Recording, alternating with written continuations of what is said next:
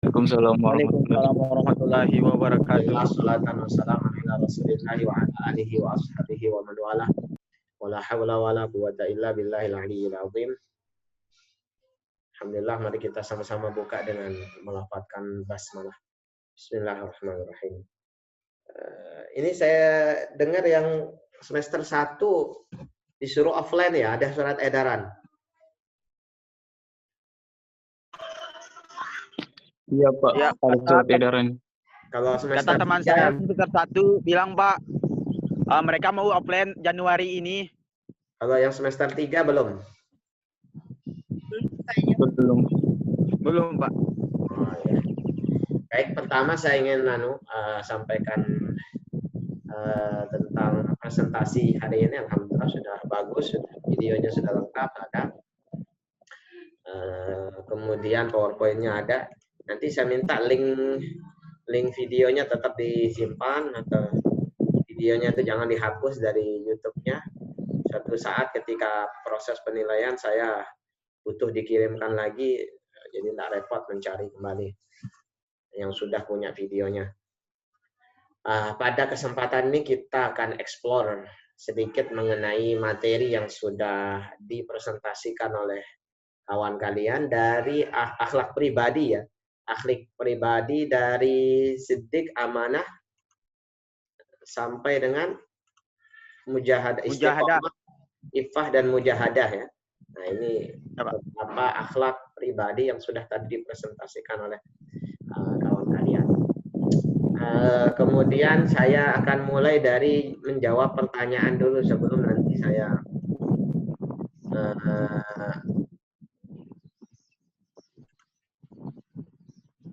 menemukan ya. Kita lihat sebentar.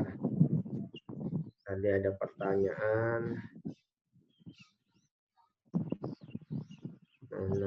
Ada apa?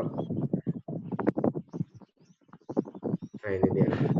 Baik, ada beberapa pertanyaan yang saya lihat di sini. Pertama, kita lihat dulu.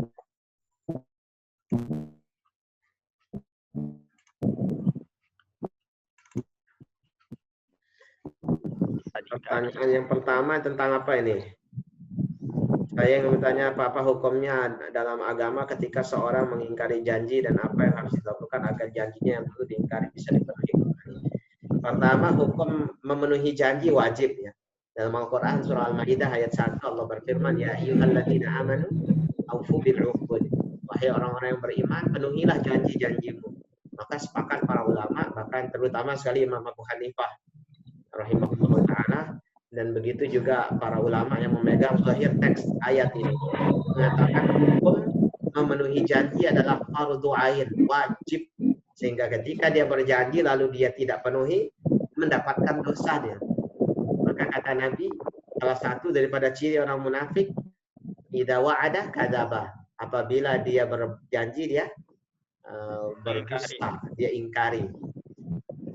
Nah, jadi gimana kalau apa yang harus dilakukan agar janjinya dulu diingkari bisa dipenuhi kembali? Ya penuhi dulu janjinya apa. Misalkan dulu janji, insya Allah besok saya main ke rumahmu. Besoknya kan belum jelas nih, apalagi besoknya orang Indonesia. Ditunggu-tunggu besok ternyata tidak datang. Maka untuk menghindari dari dosa melanggar janji itu ya dia datang ke rumah orang yang dia janjikan. Kecuali ada udzur syar'i yang memang membolehkan dia tidak memenuhi janji itu. Misalkan seorang perempuan yang janji untuk main ke rumah seorang laki-laki ajnabi, asing. Besok saya main ke rumahmu ya. Nah, dia takut nanti main ke sana ternyata sepi, bisa kenapa-kenapa. Boleh dia tidak datang. Jangan alasan, saya sudah janji sama dia harus datang nih, kata Pak dosen fardhu ain kalau sudah janji datang. Janji mau datang ya harus datang. Bukan ya. Kalau ada halangan-halangan syar'i boleh. Atau kamu sakit, boleh tidak dipenuhi janjinya. Nah, jadi hukum asal memenuhi janji adalah wajib, sehingga mengingkari janji hukum asalnya haram, tak boleh, berdosa ketika mengingkari janji. Jika kita pernah punya janji dan sampai sekarang belum dipenuhi, asal kita masih ingat janjinya atau bentuk apa, bentuknya seperti apa, maka wajib untuk memenuhi janji tersebut. Kemudian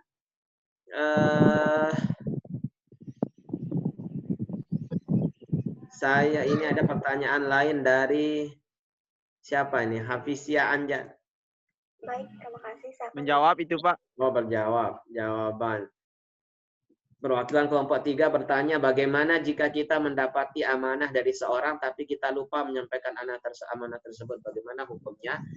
Amanah yang diberikan sama. Amanah menyampaikan amanah pun hukumnya wajib. Allah dalam Quran surah An-Nisa berfirman, "Innallaha ya'murukum an tu'addul amanati ila ahliha." Sesungguhnya Allah memerintahkan kepada kalian untuk menyampaikan amanat kepada yang berhak menerimanya. Wajib amanah itu disampaikan. Gimana kalau lupa? Ya segera, pas ingat langsung ditunaikan. Tidak ada alasan lupa. Kalau sekarang lupa, besoknya ingat, ya sampaikan ketika ingat.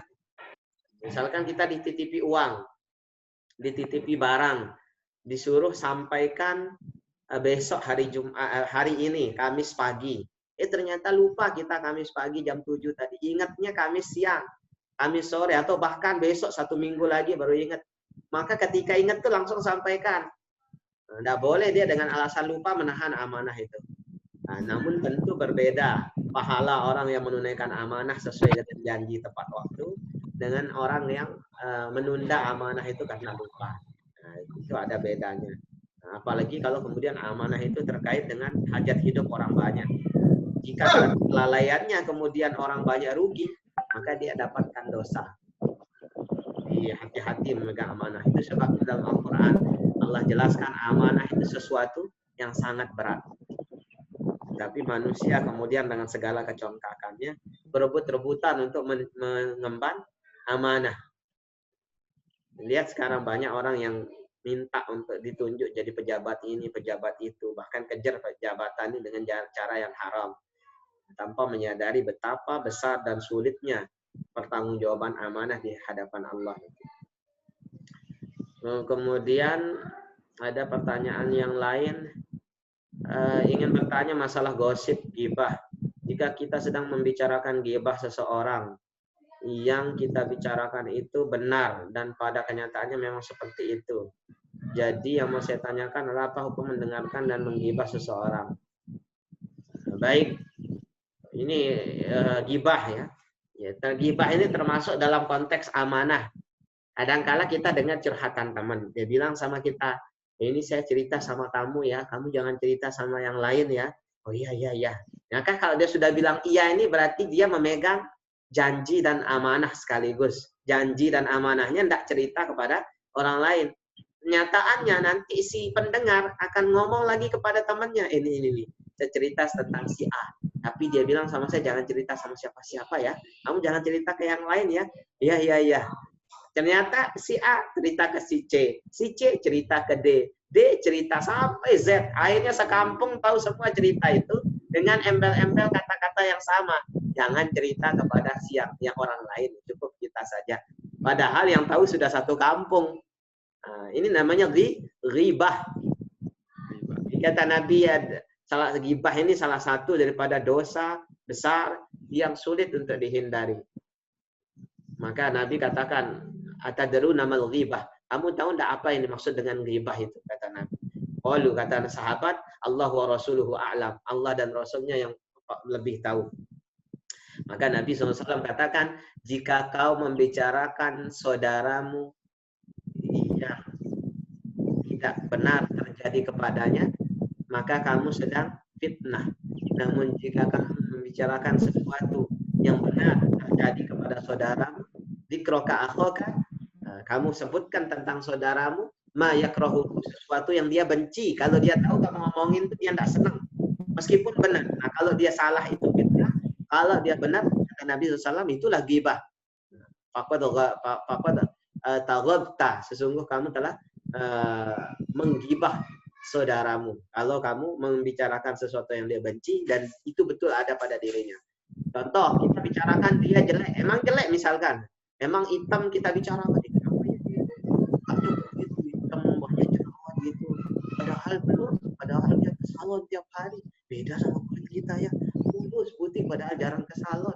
Nah, kalau seandainya temanmu dengar ini dia marah, ini termasuk ghibah. Meskipun betul-betul kulitnya hitam, jerawatnya banyak, termasuk ghibah. Tahu kita dalam segala hal, baik itu urusan fisik, urusan agama, urusan harta, urusan keluarga, semuanya termasuk dosa ghibah. Dan dosa ghibah, jumhur ulama mengatakan termasuk dosa besar.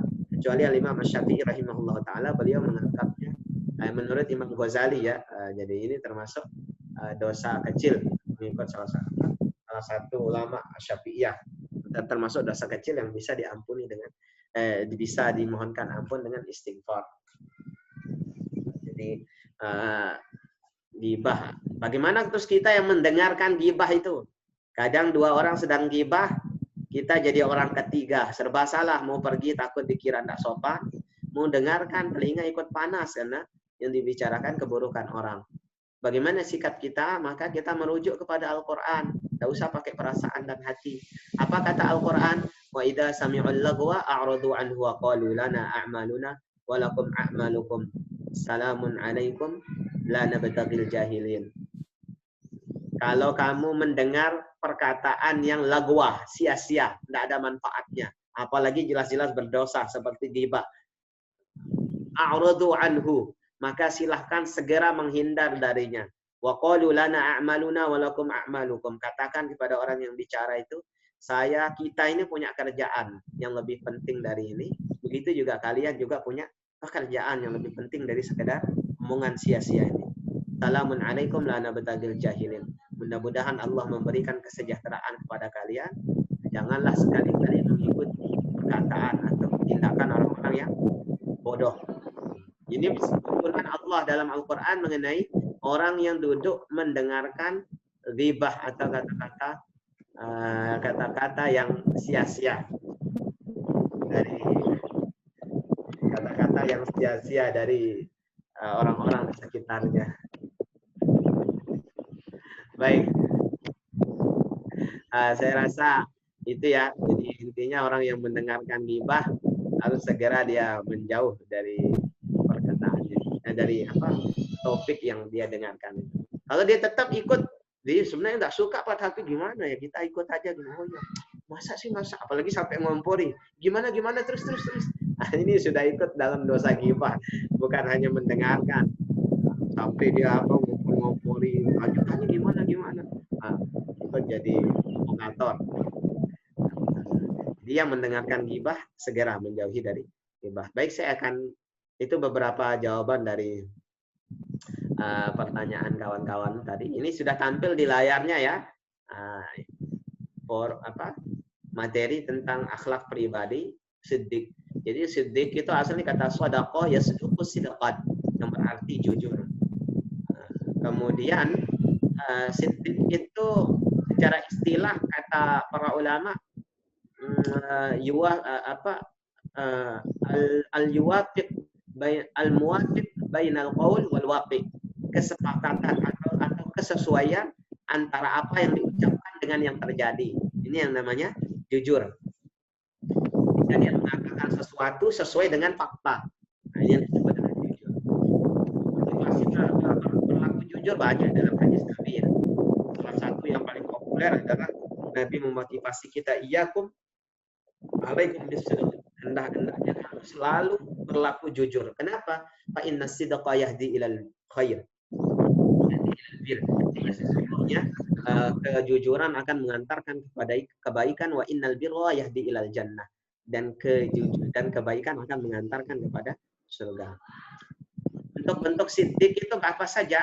Ada beberapa bentuk siddiq. Yang pertama siddiq al-hadis, benar dalam perkataan. Ini yang dimaksud dalam hadis Nabi, ayatul munafik salatah.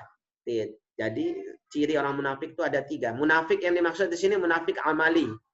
Munafik perbuatannya, bukan hatinya, i'tiqadi. Kalau hati munafik itu sama dengan orang kafir ya, tempatnya di dalam neraka. Kalau dia meyakini Allah hanya dalam mulut sebagai Tuhan, tapi hatinya meyakini ada Tuhan lain. Mengakui Nabi hanya dengan mulut, sedangkan hatinya mengakui Nabi itu bukan Muhammad, Muhammad itu bukan Nabi. Itu disebut dengan munafik, iman di mulut, kafir di dalam hati. Maka tidak berlaku hadis ini untuk mereka. Yang berlaku ayat Allah, innal munafiqina fid darkil asfali minan nar. Orang munafik itu terletaknya di dalam kerak daripada neraka. Nah, adapun hadis Nabi tentang ayatul munafik ini tentang orang muslim bagus imannya, memang bagus, betul-betul beriman pada Allah tapi punya kebiasaan buruk. Kebiasaan buruknya menyerupai kebiasaan orang munafik. Apa itu? Idza hadatsa kadzaba. Kalau dia bicara selalu bohong. Pokoknya kalau tidak bohong satu hari sakit perut ya. Jadi kalau dia ngomong pasti ditambahi dengan bumbu-bumbu kebohongan. Wa idza wa'ada akhlafa. Kalau dia janji akhlafa. Selalu dia ingkari janjinya.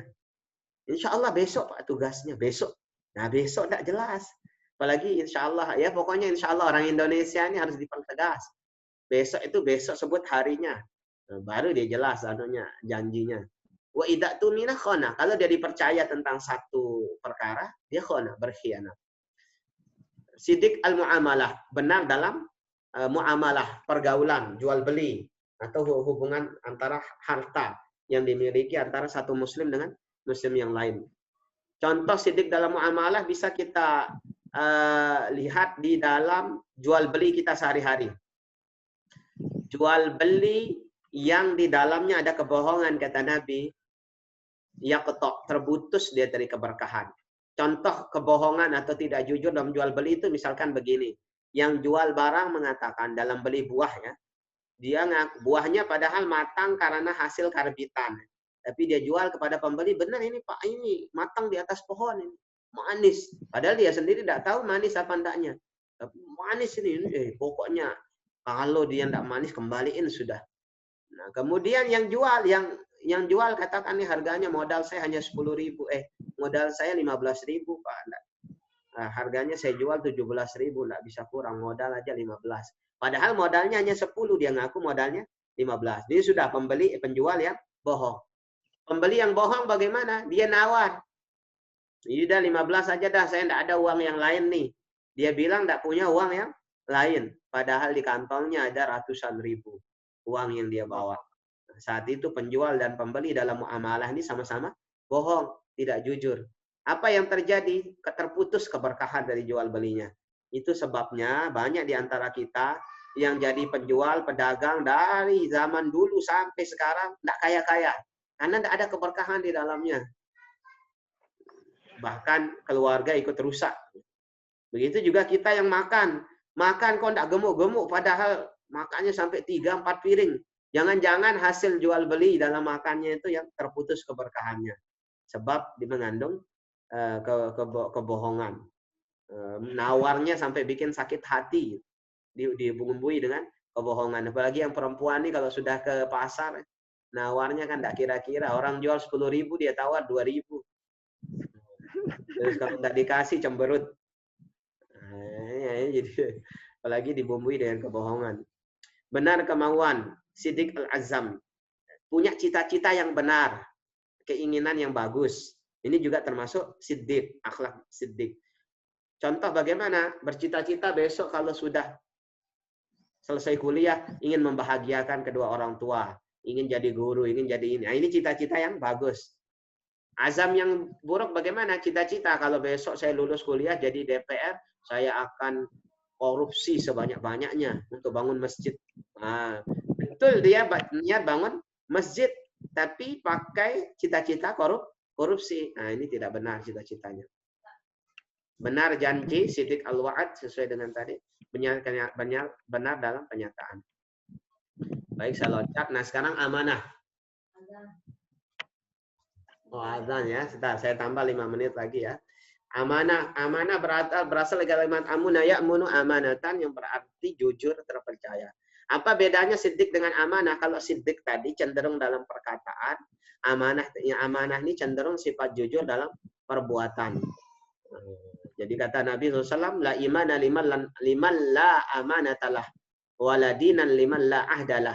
Tidak ada iman bagi orang yang tidak amanah dan tidak ada agama bagi orang yang tidak menunaikan janji. Ini kata Nabi SAW dalam hadis riwayat Ahmad.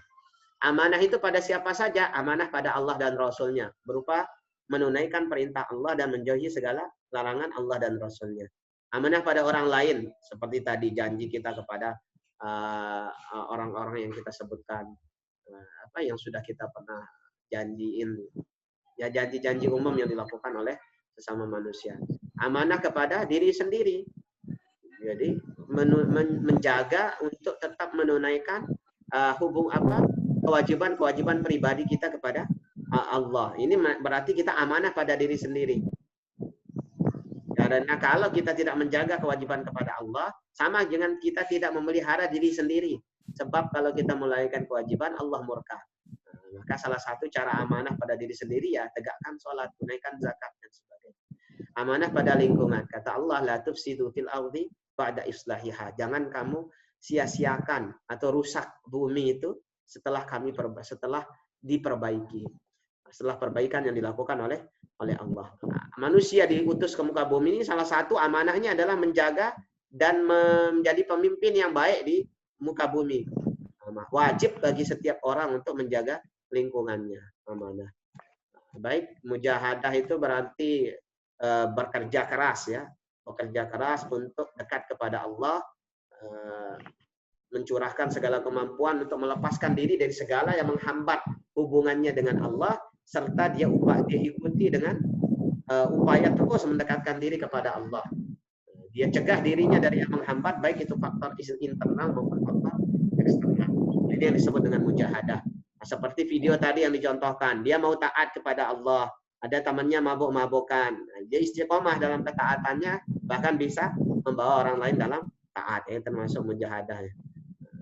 Ini kayaknya yang ikut kuliah sekarang ini versi yang masih mabuk nih, karena pakai singlet. Nah, Ya, Pak.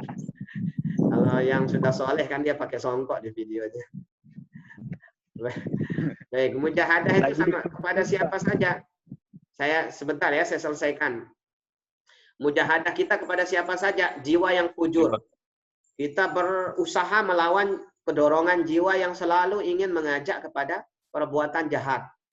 Jiwa yang fujur. Yang kedua, nafsu amarah. Kita mujahadah melawan jiwa yang selalu dipenuhi dengan perintah-perintah atau ajakan-ajakan berbuat maksiat. Ini selalu hatinya bisikin, ayo jangan sholat, ayo kita minum minuman keras, ayo judi, ayo pacaran, ayo zina. Nah, ini semua dibisiki oleh jiwanya. Ini termasuk harus kita objek mujahadah. Kita harus mujahadah melawannya. Itu mujahadah melawan syaitan. Syaitan yang dimaksud di sini adalah bisikan-bisikan keburukan. Jadi makhluk Allah yang selalu yuwaswisu fi sudurin nas, memberikan was-was dalam hati kita. Kita mau taat, tapi ada saja yang kemudian membawa kita untuk takut melaksanakan ketaatan. Yang terakhir, wahan. Apa al-wahan? Mujahadah melawan penyakit wahan. Apa wahan itu? Wahan itu adalah mencintai dunia dan takut mati. Mau punya semua yang ada di dunia ini dan tidak berani mengorbankan dirinya, mengorbankan hartanya, mengorbankan waktunya untuk Allah dan Rasulnya. Jadi ini yang disebut dengan penyakit wahan. Lalu ada mujahadah melawan al-kuffar, orang-orang kafir yang memerangi Islam. Mujahadah dalam peperangan ya. Kalau ada orang kafir yang melecehkan Islam, dia siap maju di depan. Ini namanya mujahadah bil kuffar. Mujahadah anil kufri, anil kuffar. Mujahadah dalam melawan orang-orang kafir. Yang terakhir mujahadah dari maksiat. Kemudian bagaimana cara kita mujahadah? Sungguh-sungguh melakukan amalan ibadah praktis sesuai tuntunan Quran dan Sunnah, dan kita hadapi hambatan itu dari luar dengan cara berjihad. Baik. Kemudian sampai apa? Sampai mujahadah ya kalian ya? Sampai mujahadah, Pak. Nah, jadi ini cara-cara kita mujahadah. Intinya mujahadah itu tadi mengeluarkan seluruh kemampuan kita untuk menghilangkan seluruh hambatan eksternal maupun internal yang bisa mengganggu proses pendekatan diri kita kepada Allah Subhanahu wa taala. Lalu tadi ada iffah ya. Saya lihat ada yang iffah tadi. Ya, ada iffah, Pak. Iffah. Jadi iffah itu asalnya kata affafah. Maksudnya memelihara diri sendiri. Menjaga kehormatan. Dan salah satu caranya ya jujur, amanah, itu cara iffah. Ketika orang percaya sama kita, kita jaga kepercayaan. Itu iffah. Bentuk iffah juga bisa jadi menahan diri untuk meminta-minta kepada orang lain. Allah katakan dalam Quran, la yas'aluna an-nasa ilhafa. Jangan kamu minta-minta kepada orang lain. Intinya iffah itu menjaga harga diri ya. Jadi kamu butuh uang tapi kamu tahan dirimu, jangan sampai minta-minta. dengan jalan yang menghinakan diri. Namanya iffah. Kamu jaga kehormatanmu sebagai perempuan, pakai jilbab, pakai baju bagus supaya laki-laki tidak jelalatan sama kamu. Ini juga namanya iffah. Sebagai perempuan kamu jaga, tidak mau kamu di sembarangan antar sama orang lain. Tidak sembarangan keluar rumah, keluar hanya di waktu yang penting-penting saja. Ini juga termasuk iffah, penjagaan kepada diri sendiri. Nah, jadi intinya iffah ini adalah upaya seorang muslim menjaga kehormatan dirinya dengan mentaati segala perintah Allah dan menjauhi segala larangannya, serta menghindari diri dari segala amal yang berpotensi memancing stigma negatif dari lingkungan sosial. Nah, jadi seperti ini. Nah, misalkan kita sholat itu kan nutup aurat cukup sampai pusar ke bawah saja, sampai lutut untuk laki-laki. Tapi kalau untuk iffah, untuk menjaga diri dari stigma negatif masyarakat, jangan hanya pakai singlet saja sholat ke masjid, atau singletan saja kuliah. Ya sudah bagus tuh, udah tutup aurat gitu. Nah, tetapi tidak iffah. Sebab kelihatan oleh orang lain, keteknya kelihatan. Jadi ini tidak bagus, merusak pemandangan. Ini kurang iffah. Iffah yang benar itu bagaimana? Dia menjaga stigma negatif dari orang lain. Jadi begitu ya. Ini mohon maaf saya jadikan contoh karena kejadian yang nyata gitu. Ya Pak, nggak apa-apa Pak. Baik, mudah-mudahan bisa dipahami ya. Iffah itu begitu. Nah, kamu jaga dirimu supaya orang lain tidak memberikan kita stigma negatif. Caranya jaga perintah Allah, hindari segala larangan Allah dan Rasulnya. Baik, saya rasa cukup kuliah singkat kita. Terima kasih atas partisipasi dalam diskusi tadi. Mudah-mudahan kelompok berikutnya siapa? Kelompok yang akhlak dalam keluarga, masih akhlak pribadi.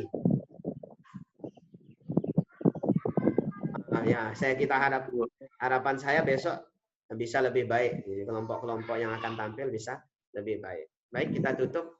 Kalau ada yang ditanyakan, tanyakan lewat WA grup saja. Mari kita sholat berjamaah. Yang laki-laki silahkan di masjid masing-masing. Yang perempuan di rumahnya. Kita tutup dengan tasbih Ibrahim. Subhanakallahumma wa bihamdik. Asyhadu an la ilaha illa anta. Astaghfiruka wa atubu ilaik. Wassalamualaikum warahmatullahi wabarakatuh. Waalaikumsalam warahmatullahi wabarakatuh.